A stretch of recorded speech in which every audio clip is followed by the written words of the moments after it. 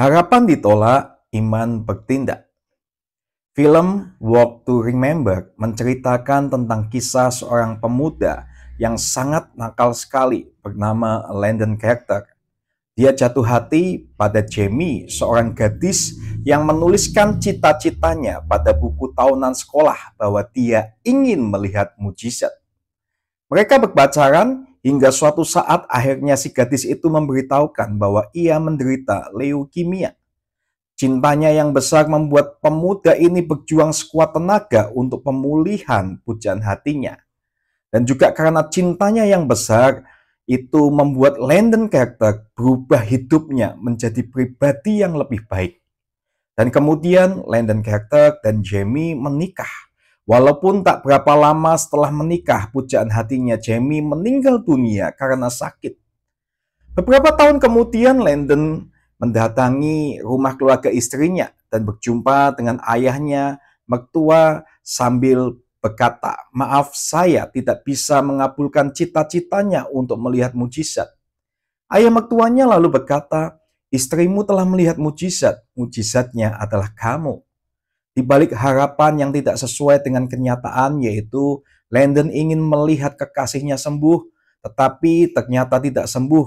Tetapi sebenarnya ada anugerah Tuhan yang dinyatakan di dalam hidup Landon Carter, yaitu kehadiran Jamie, pujaan hatinya yang mengubah dan menyelamatkan hidupnya. Kalau kita melihat di dalam kitab 2 Samuel 7, Daud mempunyai harapan untuk membangun bait Allah.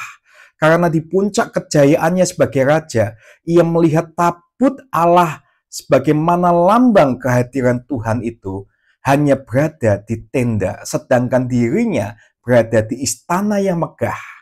Makanya Daud ingin membangun bait Allah, tetapi harapan Daud itu ditolak oleh Tuhan. Saat harapan ditolak, ternyata imannya bertindak dan Daud bersyukur, tidak menjadi kecewa. Kenapa Daud bisa bersyukur? Kalau kita melihat ayat yang ada di dalam 2 Samuel 7 ayat yang kedua, berkatalah raja kepada Nabi Nathan, "Lihatlah aku ini diam dalam rumah dari kayu aras, padahal tabut Allah diam di bawah tenda." Nah, kata rumah di sini dari bahasa Ibrani bet.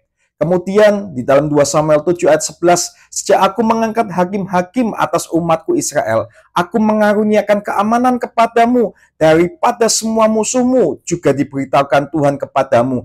Tuhan akan memberikan keturunan," atau bet bahasa aslinya, "kepadamu."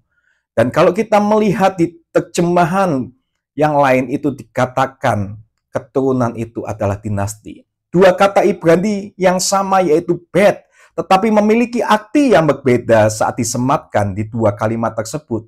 Ketika Daud berpikir dan berharap dirinya bisa membangun rumah yaitu bet atau rumah bagi Allah, justru Allah yang hendak membangun rumah yaitu bet keturunan bagi Daud. Ayat ini juga menegaskan tentang Mesias yang akan datang dari keturunan Daud, yang merupakan salah satu nubuat terawal tentang kehadiran Kristus Yesus.